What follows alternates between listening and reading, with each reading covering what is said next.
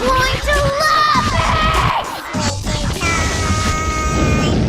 Hey there everybody, it's Sweet Tooth here, and welcome to a new show that I'm going to have in this channel, simply entitled Honest Reviews. Yay! Basically, if you have been following my channel, then this is basically like the more quote-unquote honest opinion of current My Little Pony episodes with the Friendship is Magic and stuff.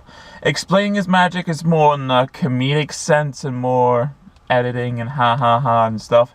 Well, with this show, I want to look at it at a more critical standpoint and explain what I like and if there was anything that I didn't like about a certain episode. Like I said, I'm tackling the current episode, so that'll be Season 4. I'd quickly sum up the episodes that have been aired so far from Season 4, so that'll be 10 episodes. I'll try to do my best to remember them all in order. So, with that said, Princess Twilight Sparkle. Now, this, I believe, is a decent opener, at least compared to Season 3 of the Crystal Empire.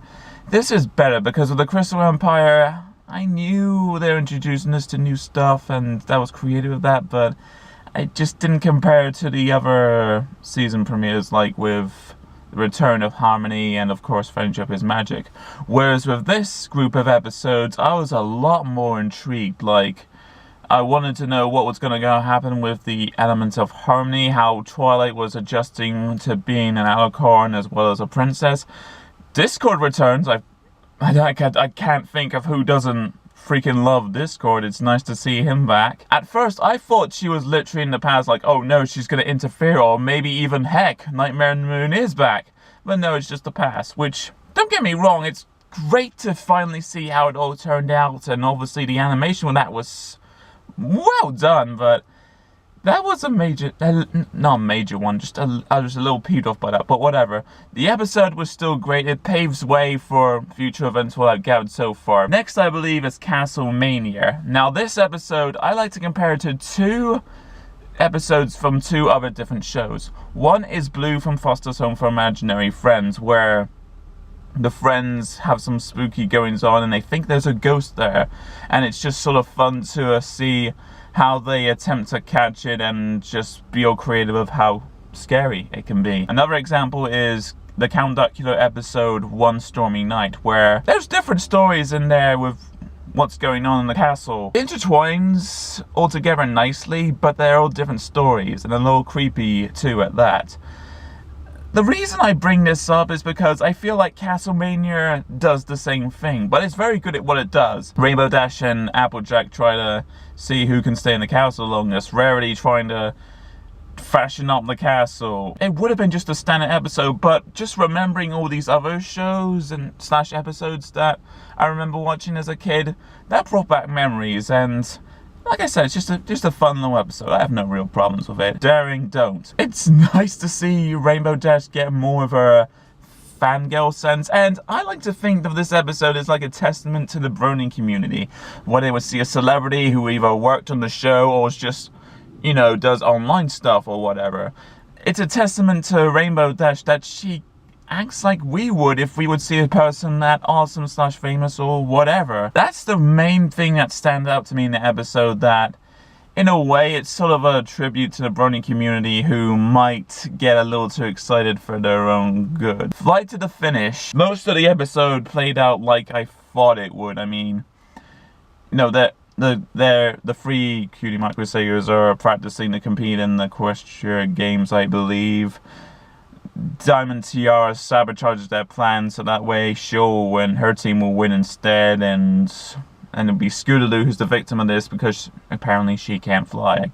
Like I said, for the most part, it plays out like I believed it would. Right up until, you know, maybe the last couple of minutes where you'd think one of these things would happen, where she'd finally be able to fly, she'd finally get her cutie mark, they'd win the thing for themselves. Well, obviously they win, because obviously that would be a pretty depressing ending. But I like the approach that they didn't give her the ability to fly or give any of the Cutie Mark Crusaders their cutie marks yet.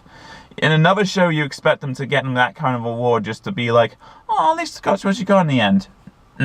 I like the fact that they didn't have to resort to that just because of that. I mean, otherwise it's a standard episode. Power Ponies! Now, this is an episode that is more of a fangasm episode. It has all the tributes to Marvel, DC, even Power Rangers, all that good stuff. This is an episode I should love, but I like it okay. I mean, it's not one of my favorites per se. I mean, there are jokes in there that work. The powers that the main six have in this universe are so creative. Applejack is Wonder Woman, and Pinkie Pie is the Flash, and I think it was Rarity that was Green Lantern. And I will not spoil what Fluttershy is. Needless to say, the punchline for what her power was freaking hilarious. I was laughing throughout that revelation. It was so good. I don't know, maybe it's because it was a mini version of Equestria Girls being in this world. Like, you're only in it for like, I don't know, 15 minutes tops. You really didn't get invested into this world as much as you could. Though it's a superhero parody and in more the campy sense, so it makes sense. But I just regret it not being more open in that world than it could have done. Maybe if they went into the direction that Adventure Time did with Fiona and Cake, then maybe that would be more tolerable, and obviously that would be more fun and more understanding. But as is, I mean, I like it. I have nothing against the direction they took, but they just do tributes and parodies just so they can defeat a villain and go home. Bats. Now, first glance, you would think that this will be an Applejack episode, but it is in a sense, but it also involves Fluttershy as they try to stop these fruit bats, I believe, trying to eat all of the harvest that Applejack is trying to do, because I think it's the return of that apple buck season jazz. And the song they have in there, which I kind of like, it sort of goes for that Danny Elfman style that I've noticed. I'm not sure if anyone else noticed, but that's what I noticed. Flutterbat. That is a thing that I would not think would exist, okay?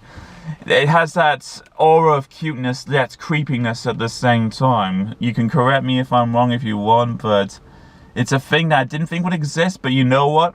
I'm glad it's there. If there's a t-shirt of that, I'll get that. Rarity takes Manhattan. Now, initially, I didn't think I was going to like this episode as much as I thought, because I'm not much of a Rarity fan, so I was a little worried about that. But you know what? They pulled it off good. I mean, in terms of being like more sensible and a little bit more dramatic, I think so far this would have to be my favorite. I like Rarity a bit more. I mean, obviously she used the pony of generosity as clearly shown in the songs, but it also shows that she would do anything to win this little contest that they have going on in Manhattan, even if she has to overwork her friends.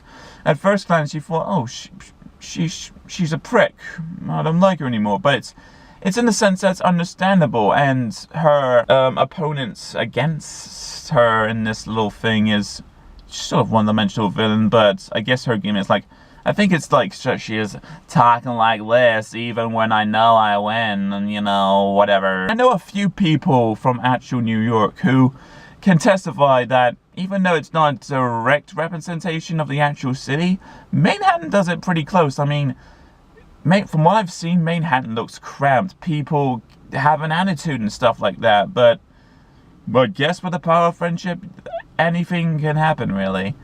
And I just sort of like the flow that this episode went, even though there was a few tidbits here and there, like with how the story went. Some parts went exactly as I went, like Rarity getting too big for her hooves, and then she realizes, oh no, it cost me my friends only for her to lose the contest or whatever. But on the whole, I like it fine. Those negative things can be easily overlooked because the rest of it is just so good in my opinion. Pony Apple Pie. Easily in comedic terms, and I don't care. So far, it's my favorite episode of season 4. I didn't think I was going to do it, but holy smokes did I get this one right. It's the one where we find out that Pinkie Pie might be related to Applejack, and it is part of the Apple family. But in order to prove that, they'll have to go to some kind of destination where, I forget this pony's name. It's like the Big Granny or something like that. But she's freaking hilarious, voiced by Peter New. Okay. That's all cool. But I think what holds it together is that it's not what you find out at the end of the episode that matters. It's the road trip. It's more of a road trip episode than anything. But you know what? Whatever jokes they throw in, whatever obstacles they have to face, to me, that's all done perfectly. I mean, mostly because it's all comedic, and I knew the song that's featured in this episode. I've seen the storyboard or animatic, whatever version of it. I knew that was going to come, and I didn't think I was going to like it as I did in the finished version. But with that said, it's a really good song. It's really catchy compared to Raise This Barn, where they're obviously parroting Paint This Wagon. At least that's what I think. Apples to the Core is much more enjoyable, and like, it gets more of a funky tune. And yeah, it's just really awesome. I could watch it a few more times if it's repeated on Hub, or when it eventually comes on the Netflix, because like I said, so far it's my favorite episode out of season 4.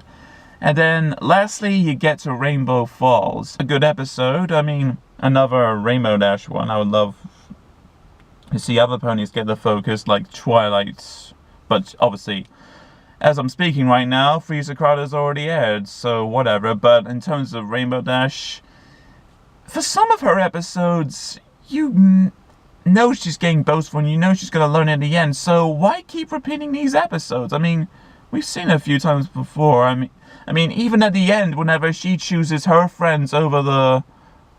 I'm going to call them one of the cults. I don't care if I'm wrong. You can correct me if I'm wrong. But giving out that speech, it's sort of similar to Griff on the Brush Off, which if you remember watching, if you did watch Explain His Magic, I freaking hate Gilda. She is the worst character to ever appear in any kind of medium. I'm sorry. But you know what? Even though that was kind of similar, that I've noticed, at least the opposing team are like, you know what, Rainbow Dash? You're alright. So, I mean, they've got cool designs anyway, better than freaking Gilda, and the fact that, you know, they're understanding, and that we can learn a lot from you, Rainbow Dash, but you're like the biggest team ever, shouldn't you have already learned that by now? And their teammate that gets injured, I forget his name, but it's obviously Matt Hill. I'm sorry, if you don't know who that is, that's Ed from Ed, Edd and Eddy, Kuro from Cardcaptor Sakura, and Havoc from X-Men Evolution. As soon as I heard him, it's like, oh hey, it's Matt Hill, that's awesome, I guess. But, I mean, that's just one thing I noticed. I mean, it doesn't disrupt the character, but I knew it was Matt Hill right from the get-go. I can't think anything else about Rainbow Falls. Oh yeah! Bulky Biceps, I should mention him since he's not Snowflake anymore. He's awesome in this. He's got his jokes. Maybe a little bit too much, but you know what? It is called for when needed. Like I said, maybe a little too much, but whatever. I still got behind that. And surprise, surprise to see Derby again. I guess the parents complaining about her lost after all, so go Team Derby. But yeah, that's briefly all the episodes so far from season 4. What I'm probably gonna do is like every Sunday, if not Monday, I'll post an honest review of like the episode that's aired this week. So as well as the episode you're watching right now, I'll probably be posting Freezer Crowd whenever I get around to it. Hopefully I can watch it tomorrow, if not Monday, and do a little video like this too. So if you guys liked what I've been talking about, if you have your own opinions about it, I would love to hear them. Please comment in. And if you want me to do the classic episode as well, I'm not going to guarantee to do all of them, but if you want me to, I can do that. If you want me to do that too, you can always comment in, like I said. And please, hit the like and subscribe button. It sounds like a major pain, but you know what? If you're liking the direction I'm taking with both the silly Explaining His Magic and these honest reviews, please hit those like and subscribe buttons, because that's going to do a lot more help than you think, and you're going to get a lot more entertainment from me to you. You can be assured of that. Hope you guys enjoyed it, and hopefully I shall see you for the next one. Have a good day.